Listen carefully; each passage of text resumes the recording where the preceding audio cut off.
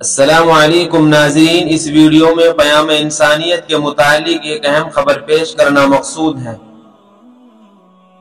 آل India پیام انسانیت forum کے تحت ضلع کاراگار جیل لکھنؤ میں 5 قیدیوں کو 65,000 روپے کا جرمانہ ادا کر کے رہا کیا گیا اور 150 کمبل، 108 انر اور 100 چشمے بھی تقسیم کیے گئے ہیں، اور ناری بندی جیل میں مریضوں کی مفت شوگر و ڈینگو جانچ کرائی گئی۔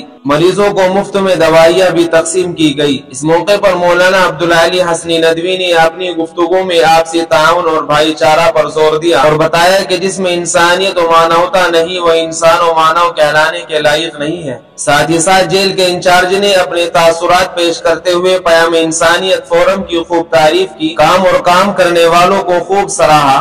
یہ پروگرام لکھنؤ یونٹ سے چودھری شفیق صاحب کی زیر نگرانی عمل میں آیا۔ ان کے ہمراہ شیخ ولید ندوی، شیخ فیروز ندوی، سید عقیل ندوی، ڈاکٹر لبھان کمال، ڈاکٹر فرحین اور دارالعلوم ندوۃ العلماء لکھنؤ کے طلباء و دیگر حضرات بھی موجود رہے۔